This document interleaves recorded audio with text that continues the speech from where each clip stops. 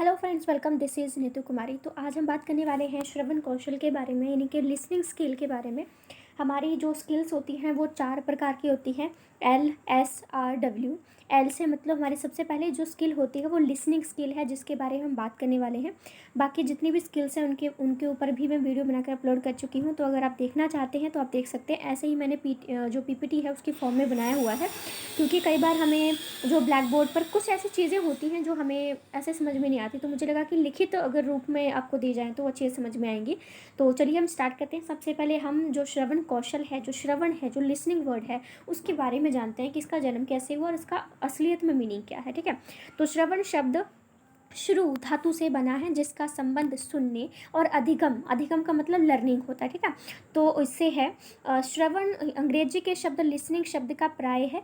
श्रवण केवल ध्वनियों को सुनना भर नहीं है, बल्कि उन ध्वनियों को सुनकर उसका अर्थ निकालने, सुनी हुई बातों पर चिंतन मनन करने और अर्थ की प्रतिक्रिया देने से है। कहने का मतलब ये है कि सुनने में सिर्फ हम कुछ कुछ आवाज़ें ही नहीं सुनते हैं। सुनने में ये होता है कि हम कुछ उन आवाज़ों को सुनते हैं, उनका हम मीनिंग निकालने की कोशिश करते हैं। सुनी सुनी बातों पर हम थोड़ी सी अपने मन में चर्चा भी करते हैं कि क्या मैंने सुना है, और फिर उनसे हम जो है वो जो हमने अर्थ निकाला है उस पर हम प्रतिक्रिया देने की भी कोशिश करते हैं। जो भी जिसने भी कुछ बोला है तो हम उसके लौट के जवाब भी देते हैं कि अच्छा ऐसा है, अच्छा ठीक है, आपने ऐसे बोला वैसा बोला। ठीक है। थोड़ी आवाज़ें आ रही होंगी क्योंकि पड़ोस में काम चल रहा है। ठीक है। तो लेकर कहा है कि श्रवण कौशल के लिए मस्तिष्क की एकाग्रता एवं इंद्रियों का संयम होना अत्यंत ज़रूरी है। ये कह रहे हैं कि जब आप लिसनिंग स्किल करते हो ना, तो आपका दिमाग और आपकी जो मांसपेशियां हैं, जो इंद्रियां हैं, उनका साथ में काम करना, उनका बैलेंस होना, एक होता है ना, करना बहुत ज़्यादा ज़रूरी होता है। बालक के जन्म के बाद उसकी प्रारंभिक शिक्षा उसकी श्रवण शक्ति पर ही निर्भर करती है, क्योंकि जब एक छोटा बच्चा पैदा होता है तो सबसे पहले वो जैसे होता है ना कि आप बच्चे को कुछ बोलते हो, उसका नाम लेते हो, तो वो सुनकर ही आपकी तरफ मुंडी घुमा लेता है, आपकी तरफ रिएक्ट करने की कोशिश करता है। वो उस वक्त बोलता भी नहीं है ना, कुछ नहीं बोलता है ना, तो वो क्या करता है, सिर्फ लिसनिंग यानी कि सुनकर ही अपनी बात को समझने की कोशिश करता है, आपकी बात को कि आप क्या कह रहे हो। आप कहीं से भी आवाज़ सुन ले, मम्मी की, डैडी की, जो भी जिसकी आवाज़ वो पहचान चुका होता है, एकदम से रिएक्ट करता है या फिर खुश होने लग जाता है। आप उससे कितने सारे उसके फॉर्म में बात करती हो, ले ले ले ले ऐसे करके भी आप बात करते हो। तो बच्चे को नहीं पता कि आप क्या बोल रहे हो, लेकिन वो बस सुन रहा है, सुनने से ही वो खुश हो जाता है। तो स्टार्टिंग में जब बच्चा पैदा होता है तो ऐसे सुनकर ही अपनी बात करने की कोशिश करता है। यदि छात्र की श्रवण इंद्रियों में दोष है तो वह ना तो भाषा सीख सकता है और ना ही अपने मनोभावों को अभिव्यक्त कर सकता है, क्योंकि कुछ बच्चे होते हैं बचपन से ही बिल्कुल बहरे होते हैं, उनको कुछ भी सुनाई नहीं देता है। तो अगर भी आप कोई भाषा सीख रहे हैं तो उसकी सबसे पहली सीढ़ी क्या होती है, सुनना होता है। आप बोल तब पाओगे अगर आपको सुनना आता होगा। तो कई बार आपने देखा भी होगा, जो सुन नहीं पाते हैं वो ढंग से बोल भी नहीं पाते हैं, क्योंकि उनके पास सुनने, अब जब सुनते हो ना तो आप अलग अलग शब्दों को ग्रहण करते हो। आप बोलते वही हो ना जो आपके दिमाग में है। दिमाग में कहाँ से जाता है, बोल के जाता है ना, आपको सॉरी सुन के जाता है ना। आप सुन ही नहीं पाओगे तो किसी को कोई भाषा है कुछ ही नहीं, आपको समझ में नहीं आएगा सामने वाला क्या शब्द बोल रहा है, क्या बोल रहा है। तो सुनी हुई बातों को दिमाग में डालते हैं और हम बोलते हैं तो अपने मुंह से बोलते हैं। तो अगर आपको सुनना ही नहीं आता है, मतलब आप सुन ही नहीं पाते हो, तो आप बोल भी नहीं पाओगे। अतः उसका भाषा ज्ञान सुनने के बराबर ही रहेगा। बालक सुनकर ही अनुकरण द्वारा भाषा ज्ञान अर्जित कर सकता है। डॉक्टर किशोरी लाल शर्मा ने भी इसके बारे में कुछ कहा है कि श्रवण कौशल में केवल ध्वनि श्रवण का ही समावेश नहीं होता है, अपितु जो कुछ हम सुनते हैं उसे पहचानते हैं, समझते हैं और ग्रहण करके उसे याद रखते हैं। स्मरण का मतलब याद होता है। इसी प्रकार किसी भाषण को ग्रहण करने की प्रतिक्रिया को निष्क्रिय नहीं कहा जा सकता है। ये एक कौड़ी है तथा सुउद्देश्य है। श्रवण कौशल के महत्व की हम बात करें तो सबसे पहले है, बच्चा जन्म उपरांत ही सुनने लग जाता है। ये ध्वनियाँ उसके मन मस्तिष्क पर अंकित हो जाती हैं। जैसे मैंने बोला कि आपकी मम्मी की आवाज़ बच्चे जो है वो सबसे पहले समझ में आती है। कितनी भी लेडीज़ उसके सामने बोल रही हो, मम्मी की आवाज़ को अलग से पहचान लेता है, फादर की आवाज़ को पहचान लेगा, फैमिली मेम्बर्स के साथ वो ज़्यादा रहता है तो उनकी आवाज़ को बहुत जल्दी से समझ जाता है। दूसरा है, ये अंकित ध्वनियाँ ही बच्चे की भाषा ज्ञान का आधार बनती हैं। मतलब किसी ने मम्मी ने आवाज़ दी तो एकदम से वो रिएक्ट करेगा, हाँ मेरी मम्मी ने आवाज़ दी है। तो वही चीज़ है कि बच्चा तभी लैंग्वेज को समझने सीख जाता है। अच्छी प्रकार से सुनने के कारण ही बालक ध्वनियों के सूक्ष्म अंतर को समझ पाता है। बच्चा जो है उसकी सुनने की क्षमता बिल्कुल क्लियर है, बिल्कुल सही है, तो वो आवाज़ में डिफ्रेंशिएट भी कर पाएगा कि हाँ ये एक लेडी की आवाज़ है और एक जेंट्स की आवाज़ है तो वो डिफ्रेंशिएट भी कर पाएगा कि ये मेरी मम्मी की आवाज़ है, ये मेरे पापा की आवाज़ है। ठीक है। उसके बाद है श्रवण कौशल ही अन्य भाषाई कौशलों को विकसित करने का प्रमुख आधार है। जैसे कि मैंने बोला कि सुनने की जो स्किल होती है ना, वो बाकी जितनी भी स्किल्स हैं, चाहे लिखने की है, चाहे बोलने की है, चाहे कोई और स्किल है, तो वो अगर आपको श्रवण कौशल सही है, आपकी लिसनिंग स्किल बिल्कुल सही है, तो आपकी बाकी स्किल्स भी बिल्कुल सही हो जाएंगी। फिर है, इससे ध्वनियों के सूक्ष्म अंतर को पहचानने की क्षमता विकसित होती है और इसे अध्ययन की आधारशिला भी कहा जा सकता है। फिर है, इसे वाचन कौशल का विकास होता है। वाचन इनके से स्पीकिंग स्किल्स होती है, क्योंकि मैंने आपको सबसे पहले ही बता दिया कि अगर आप लिसनिंग कर सकते हो तो आप स्पीकिंग भी आराम से कर सकते हो। नेक्स्ट है, इससे लेखन कौशल के विकास में भी सहायता मिलती है। आपकी राइटिंग जो है वो भी बहुत अच्छी हो जाएगी। हैंड राइटिंग नहीं बात कर रही हूँ, आप देखो, आप जब भी कुछ लिखते हो अपने दिमाग से लिखते हो ना, और दिमाग में कैसे चीज़ें आती हैं, सुनने से आती हैं। तो अगर आप सुन सकते हो तो आप अच्छे से बोल भी पाओगे, अच्छे से लिख भी पाओगे। अच्छे से इसलिए लिख पाओगे क्योंकि आपके अंदर ज्ञान होगा, तभी आप किसी भी चीज़ पे अपनी ज्ञान को उड़ेल पाते हो ना। तो वो चीज़ मैं इसमें कहने की कोशिश कर रही हूँ। फिर है, श्रवण कौशल के ऑब्जेक्टिव्स की बात करते हैं, यानी कि जो लिसनिंग स्किल है उसके कौन कौन से विशेष उद्देश्य हैं। पहला है, सुनकर अर्थ ग्रहण करने की योग्यता का विकास होता है। सिंपल सी बात है, जब आप सुनते हो तो उसका मीनिंग आपको समझ में आता है कि बंदा क्या बोल रहा है। फिर है, छात्रों में भाषा व साहित्य के प्रति रुचि पैदा करना। छात्रों को साहित्य गतिविधियों में भाग लेने व सुनने के लिए आप भी प्रेरित कर सकते हैं, क्योंकि बहुत सारे ऐसे लेक्चर्स आपको दिए जाते हैं जो आपके सुनने की स्किल को और बेहतर बनाते हैं। श्रुत सामग्री का सारांश ग्रहण करने की योग्यता विकसित करना। धैर्यपूर्वक सुनना, सुनने के शिष्टाचार का पालन करना। आप सुनते तो बहुत कुछ चीज़ें हो, लेकिन आपको बहुत ही कम चीज़ें याद रह पाती हैं। वो इसलिए है क्योंकि आपने वो चीज़ें ढंग से सुनी होती हैं। बाकी चीज़ें जो आपको याद नहीं है वो उस पर सुनने पे आपने बिल्कुल ध्यान नहीं दिया है। ठीक है। उसके बाद है, ग्रहणशीलता की मन स्थिति बनाए रखना। हमेशा कुछ नया ग्रहण करने की एक सिचुएशन को हमेशा बनाए रखना, मन में इंटरेस्ट पैदा बनाए रखना कि मुझे कुछ नया सुनने को मिलेगा, कुछ नया सुनूंगा मैं आज। ठीक है। तो आपके अंदर ये चीज़ रहेगी कि मुझे कुछ नया सीखने को मिलेगा, सुनने को मिलेगा, तो आप कोई भी चीज़ सीख सकते हैं। जैसे आमिर खान ने कहा ना कि हमेशा पढ़ाई करो तो ऐसे करो कि कुछ नया सीखने को मिलेगा, तो वो चीज़ है। शब्दों, मुहावरों व युक्तियों का प्रश्नानुकूल भाव व अर्थ समझ सकना। किसी भी श्रुत सामग्री को मनोयोगपूर्ण सुनने की प्रेरणा प्रदान करना। अब उसके बाद हम इसकी विधियों की बात करें तो श्रवण कौशल की कुछ शिक्षण विधियां हैं, जैसे कि अपना स्वर वाचन, प्रश्नोत्तर विधि, श्रुत लेख है, वाद विवाद है, कहानी कहना वो कहानी सुनना विधि। ठीक है। जैसे स्वर की वाचन की हम लोग बात करें तो स्वर वाचन की हम लोग बात करें, आई डोंट नो क्यों ये धुंधला सा दिख रहा है, चलिए ठीक हो गया। तो स्वर वाचन में क्या होता है, स्वर सहित पढ़ते हुए अर्थ ग्रहण करने को स्वर वाचन कहते हैं। इसके बारे में मैं अपने हिसाब से ही आपको थोड़ा सा बता देती हूँ, इसमें पढ़ने की जरूरत नहीं है। तो स्वर वाचन में क्या होता है कि जब आप छोटे क्लास में बच्चों को पढ़ने के लिए बोलते हो, रीडिंग को बोलते हो, तो हमेशा बच्चे को बोलते हो कि आप जोर जोर से पढ़ो, यानी कि लाउड रीडिंग जो होती है वो छोटी क्लास में ज़्यादा अच्छी मानी जाती है। बाद में जब अपनी सेल्फ स्टडी आप करने लग जाते हो तो आप साइलेंट रीडिंग करने लग जाते हो। साइलेंट रीडिंग में क्या होता है कि आप बोल बोल के नहीं पढ़ते, अपने दिमाग से उस चीज़ों को, अक्षरों को दिमाग में ले आते हो। लेकिन लाउड रीडिंग में क्या होता है कि आप बोल बोल के अक्षरों को पढ़ रहे होते हो, क्योंकि बोलने से क्या होता है, बोल बोल के पढ़ते हो तो आपके कानों में सुनाई भी देता है और वो सीधा आपके दिमाग में चला जाता है। तो इसमें यही है स्वर वाचन में कि आप जोर जोर से जब पढ़ते हो तो आपको मीनिंग भी समझ में आने लग जाता है, आपको आवाज़ में उतार चढ़ाव भी आने लग जाता है कि कहाँ। मैं जैसे नरेंद्र मोदी जी के भाषण की मैं बात करूँ तो बोलते हैं, भाई और बहनों आज हमारे देश में ये चीज़ ऐसे होनी है। मतलब वो चीज़ है कि वो अपनी आवाज़ में, भाषण में जो है वो एक उतार चढ़ाव लेके आते हैं। जो ज़्यादा इंपॉर्टेंट चीज़ होती है उसको बहुत ज़ोर से बोलते हैं, और जो ज़्यादा इंपॉर्टेंट नहीं होती है उसको बिल्कुल स्लो आवाज़ में बोलते हैं। तो ये एक श्रवण कौशल का ही हमारा ये स्पीकिंग स्किल का ही हो जाता है। ठीक है।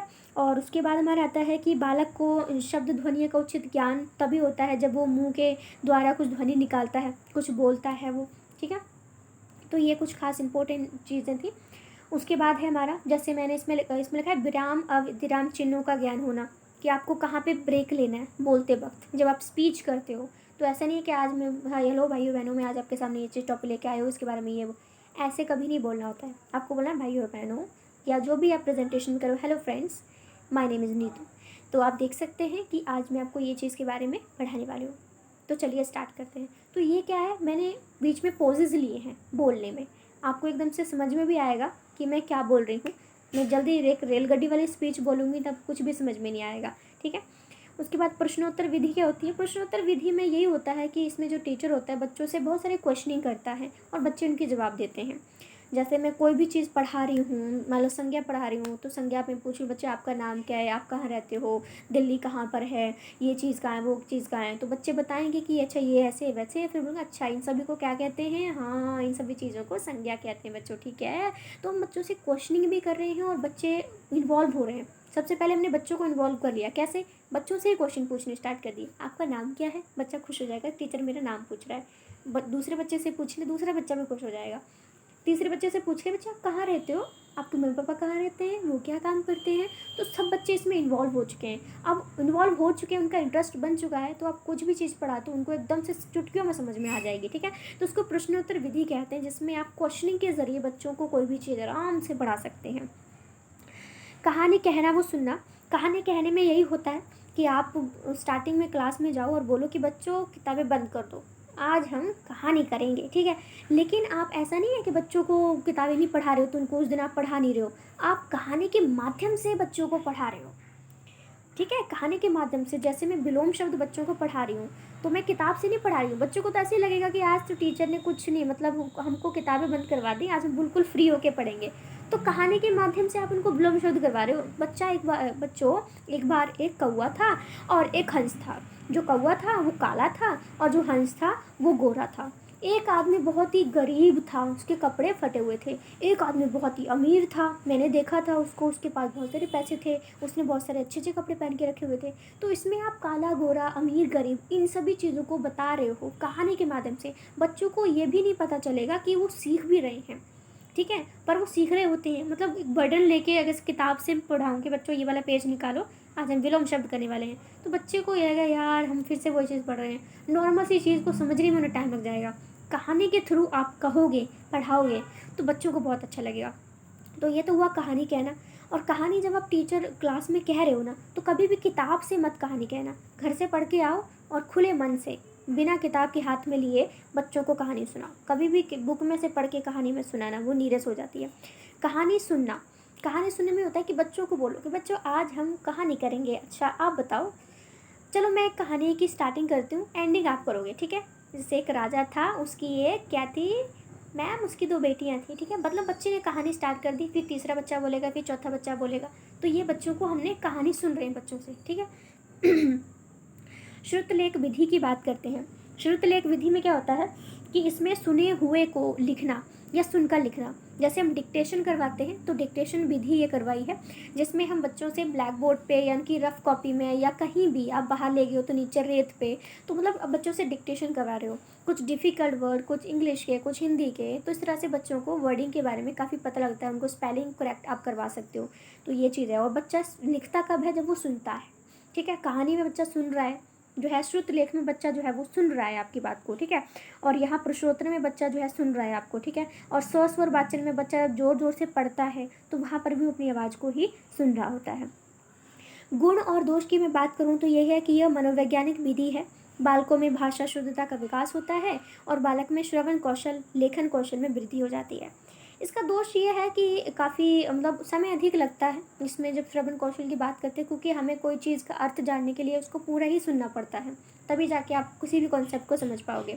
फिर है योग्य शिक्षकों का अभाव पाया जाता है, यानी कि श्रवण लिसनिंग कौशल को करवाने के लिए बच्चे जो शिक्षक हैं उनका ट्रेंड जो टीचर होते हैं ना, उनकी थोड़ी सी कमी हमारे एजुकेशन सिस्टम में पाई गई है।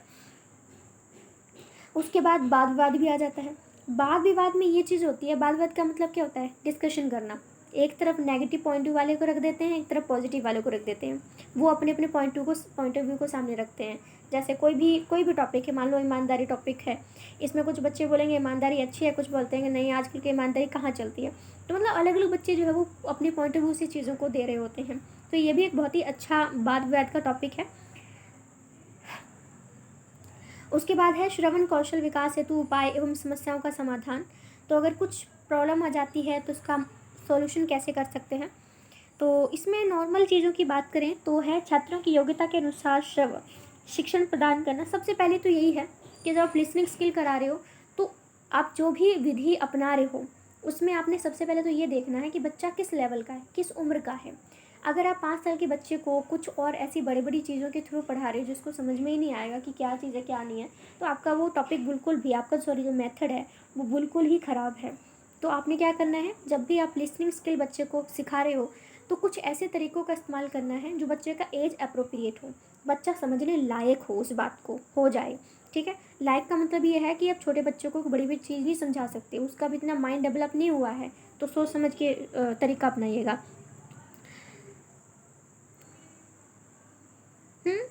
दूसरा है कि जब आप लिसनिंग स्किल करा रहे होते हैं, तो आपको हमेशा एक ऐसा माहौल चूज़ करना है जहाँ ज़्यादा शोर शराबा ना हो।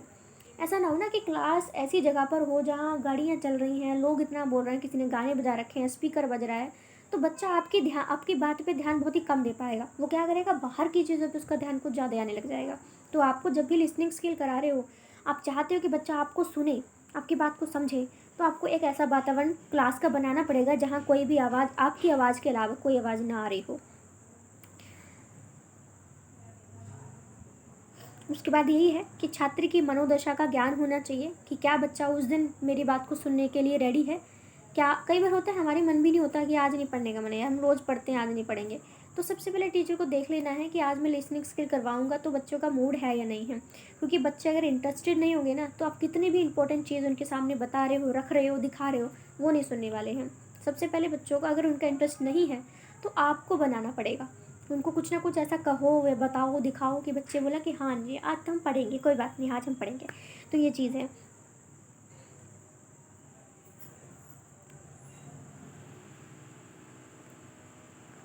उसके बाद ये है कि इसमें जो टीचर है फर्स्ट क्लास का, उसको बच्चों को समझना बहुत ज़रूरी है।